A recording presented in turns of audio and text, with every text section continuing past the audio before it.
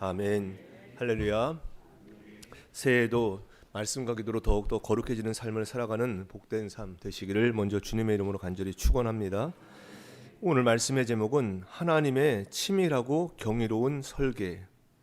하나님의 치밀하고 경이로운 설계입니다. 오늘 본문 말씀에는 야곱의 전 가족이 요셉이 총리를 재직하고 있던 애굽으로 이주하는 장면이 나오게 됩니다. 오늘 본문 말씀을 요약해 보면 먼저 1절로 7절에는 야곱이 하나님의 은혜로운 계시를 받고 이제 용기를 얻고 애굽으로 이주하는 사실이 나옵니다. 8절로 27절에는 애굽으로 이주해 간 야곱 일가의 명단이 나옵니다. 28절로 34절에는 야곱과 요셉 부자의 눈물겨운 상봉과 야곱 일가가 애굽의 고센 땅에 거하게 되는 과정이 설명되어 있습니다. 언약의 후손인 야곱 일가 전체가 이방 땅 애굽으로 이주하게 된 것은 이미 200년 전에 하나님께서 아브라함과 맺으셨던 횃불 언약 중에 예시된 바가 있는 사실입니다.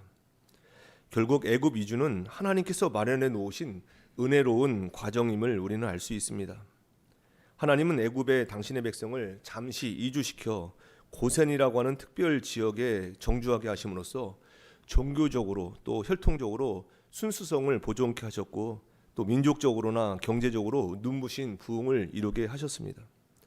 그런 점에서 본다면 애굽이라고 하는 이 땅은 하나님께서 마련해 놓으신 은혜의 보금자리다라고 그렇게 볼 수가 있는 것입니다. 그런데 야곱의 인생에서 가장 감격스러운 순간, 그러니까 죽은 줄 알았던 아들 요셉이 애굽의 총리로 살아있다는 소식을 듣고 그를 만나러 가는 여정에서 상식적으로 생각하면 굶주림과 기근으로 피해를 입고 있던 이 땅에서 애굽으로 내려가는 것, 한 걸음에 달려가는 것이 마땅합니다. 그러나 오늘 본문 말씀 보시면 야곱은 그 모든 소유를 이끌고 떠나가던 길 부엘세바에 이르러 걸음을 멈추게 됩니다. 그는 그곳에서 아버지 이삭의 하나님께 희생 제사를 드립니다. 야곱의 가슴 한켠에는 요셉을 만난다는 기쁨과 동시에 애굽으로 내려가는 것에 대한 깊은 두려움이 있었을 것입니다. 그는 왜 주저했을까요? 이것은 야곱이 모진 세월을 겪으며 깨달은 신앙적인 가치관 때문입니다. 아무리 좋은 기대와 성공이 눈앞에 있다 할지라도 잘 되는 일일수록 하나님의 뜻을 먼저 물어봐야 된다는 가치관이 그에게 생긴 것입니다. 야곱의 이 주저함과 하나님의 응답을 통해서 우리의 삶의 위기와 성공 속에서 역사하시는 하나님의 치밀하고도 경이로운 설계, 그 사랑의 설계가 무엇인지 오늘 영적인 교훈을 얻고 기도의 제목을 삼고자 합니다. 첫째, 멈춰 서서 하나님의 뜻을 물어야 합니다.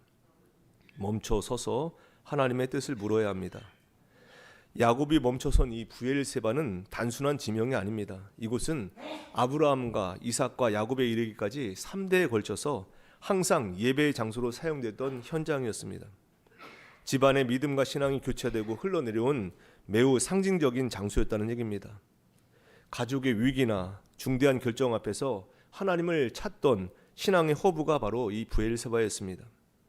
야곱이 이곳에서 희생 제사를 드린 것은 그가 개인적인 기쁨을 넘어서 이제 신앙의 유산을 붙들고 하나님의 뜻을 구했다라는 것을 우리에게 보여주고 있습니다. 과거 야곱은 어떤 사람이었습니까? 그는 목표한 것을 이루기 위해서 수단과 방법을 가리지 않았던, 그래서 움켜쥐고 물어뜯던 사기꾼 기질이었던 사람이었습니다. 그러나 그는 130세가 되도록 모진 세월을 겪으면서 하나님 앞에 깎이고 빚어져 갔던 것입니다. 평소의 야곱 같으면 뒤도 안 돌아보고 달려갔겠지만 이제 그는 애굽으로 내려가는 걸음을 멈춰서서 하나님께 묻습니다. 그의 가치관은 이것이 과연 하나님의 뜻일까라고 하는 것을 먼저 우선으로 하는 것으로 바뀌었다는 얘기입니다. 이러한 변화는 어느 날 갑자기 이루어진 것이 아니라 모질고 힘든 세월을 통해서 그에게 갖고 있었던 불순물들이 뽑아져 난 결과였던 것입니다.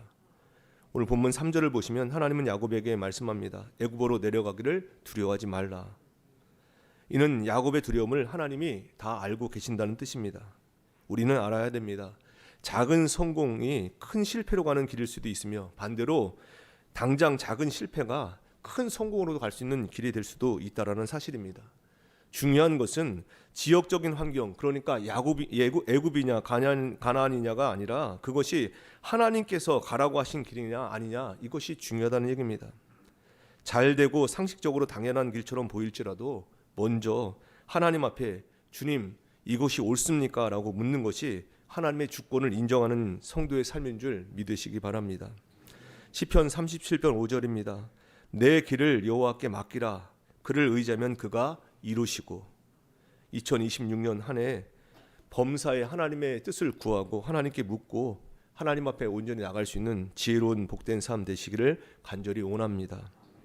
둘째, 기근 속에는 하나님의 구별과 보호의 섭리가 있습니다. 기근 속에는 하나님의 구별과 보호의 섭리가 있습니다. 하나님은 왜 애굽의 이 야곱의 가족을 내려가게 하셨을까라고 하는 것입니다. 야곱의 아들들의 범죄와 넘어짐은 전부 다 가나안 여인들, 또 가나안 문화, 우상 숭배와 연결되어 있었습니다. 야곱 가족이 가나안의 우상 숭배에 깊숙이 밀려들어와 이제 어찌할 수 없을 지경에 이르자 하나님은 그 택한 백성을 남은 자로 보호하시기 위해서 가나안에서 이 사람들을 빼내는 수밖에 없었던 것입니다. 애굽은 가나안보다 더 타락한 곳이었지만 하나님은 야곱 가족이 애굽의 타락한 문명 속에 섞여 살지 않도록 하셨다는 얘기입니다. 바로가 선물로 준 이 고센 지역은 애굽 중심과 멀리 떨어져 있었고 목축하기에 더없이 좋은 비옥한 땅이었습니다. 이는 하나님의 택한 백성들을 구별하시고 보호하시는 특별한 섭리가 담겨 있는 내용이었던 것입니다. 우리는 성경을 읽을 때 표면적인 이유만이 아니라 하나님의 의도를 보아야 합니다. 이 혹독한 기근, 그 기근 역시 하나님의 길고 긴 사랑의 방정식이었다는 얘기입니다. 기근이 적당히 왔다면 사람들은 혼합주의에 빠져서 별짓을 다 했을 것입니다. 그러나 그 기근이 사람의 손을 떠날 정도로 혹독한 기근이 되자 비로소 인간은 이제 손을 놓고 하나님 저 살려주세요라고 하는 그 숭고한 최고의 기도를 터뜨리게 된 것입니다. 인간에게 있어서 가장 고상한 지혜는 다른 것이 아닙니다. 하나님 제발 저 살려주세요. 이것이 인간의 가장 지혜로운 모습입니다. 인간의 최고의 전략이라고 한다는 것은 바로 하나님의 자비를 건드리는 일입니다. 하나님은 전지전능하시지만 사랑하는 자에 대해서는 긍휼이 많으신 하나님인 것을 우리는 분명히 믿습니다. 시편 103편 13절 14절입니다. 아버지가 자식을 긍휼히 여김같이 여호와께서는 자기를 경외하는 자를 긍휼히 여기시나니. 오늘도 하나님의 보호와 섭리가 우리 삶에 2026년 계속해서 펼쳐질 것을 믿으시면서 힘내서 하루하루의 삶을 살아내는 우리의 모습이 되기를 간절히 원합니다. 끝으로 하나님의 약속은 반드시 이루어집니다. 하나님의 약속은 반드시 이루어집니다. 오늘 31절 이하의 말씀 보시면 요셉은 아버지와 가족들에게 이제 바로에게 인사할 때 그 어떻게 해야 되는지 리허설을 하게 됩니다.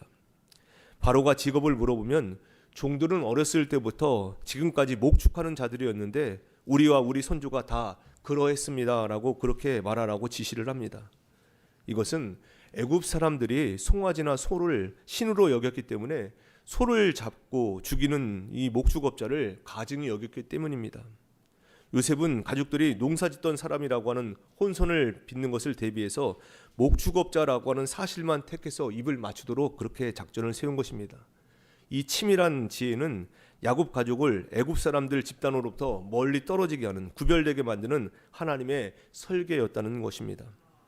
생각해 보십시오. 야곱의 가족은 사실 죄의 대가로 형벌을 받아서 마땅히 죽어야 될 사람들이었습니다. 그러나 요셉과의 화해를 통해서 피해자와 가해자의 담이 허물어졌습니다. 바로는 요셉 덕분에 애굽에서 살고 자신의 지위를 견고케 한 것에 대한 보상 심리로 야곱 가족을 기쁘게 맞았고 큰 상을 내리듯 모든 것을 주게 됩니다. 야곱 가족이 죄의 대가 대신에 상을 받는 이 모습, 바로 우리가 받은 구원의 그림과 동일하다는 것을 우리는 알아야 됩니다.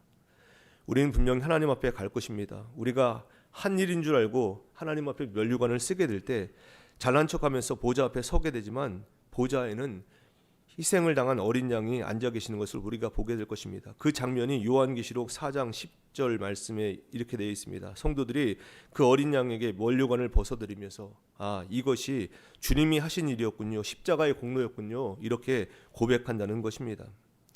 야곱의 가족 70명이 고센 지역에 이제 살기 시작했을 때 하나님은 내가 너와 함께 애굽으로 내려가겠고 반드시 너를 인도하여 다시 올라올 것이라 이렇게 약속하셨습니다. 인간의 수많은 죄와 악한 교만, 고집을 뚫고 들어오시는 하나님의 구속사가 지금 여기서 진행되고 있는 것입니다. 하나님의 계획은 치밀하고도 성실하게 진행되고 있다라고 하는 것을 우리는 분명히 믿어야 할 것입니다. 결국 이들은 애굽에서 나올 때 장정만 60만 명, 추정컨대 200만 명 이상의 큰 민족을 이루고 나오게 됩니다. 이것은 땅에 충만하고 생육하고 번성하라고 했던 이 창조의 명령과 아브라함 때부터 약속하신 하나님의 성실하심, 하나님의 신실하심이 성취된 결과인 것을 우리는 분명히 알 수 있습니다. 오늘도 각자의 맡겨진 상황 속에서 이 하루를 보내시게 될 텐데, 만나는 모든 환경에서 정말로 일이 잘 되는 것처럼 보이고 상식적으로 당연한 것처럼 보일지라도 우리는 먼저 하나님 앞에 서서 주님, 이것이 옳습니까? 라고 물어보는 그런 지혜가 있는 오늘 이 한 날 되기를 간절히 원합니다. 성실하시고 신실하신 하나님은 우리의 기도를 들으시고 우리 인생에 성실히 다가오시는 분이심을 믿으시기 바랍니다. 하나님의 깊숙한 사랑의 설계를 신뢰하면서 모든 순간 하나님의 주권을 인정하는 그런 복된 하루의 삶 되시기를 주님의 이름으로 간절히 축원합니다. 기도하겠습니다. 하나님 아버지, 은혜를 감사드립니다. 2026년을 은혜로 저에게 선물해 주셨고 오늘도 복된 하루를 허락해 주시사 새벽에 도우시는 주님 만남으로 이 하루를 열어가게 하시니 감사를 드립니다. 오늘도 주신 말씀 마음판에 새기게 하여 주시고 당연하고 잘되어 보이는 길 앞에서도 멈춰 서서 주님의 뜻을 묻고 위기 속에서도 우리를 구별하시며 반드시 약속을 이루시는 주님의 치밀하고도 신실한 그 설계를 끝까지 신뢰하는 저희들 되게 하여 주시옵소서.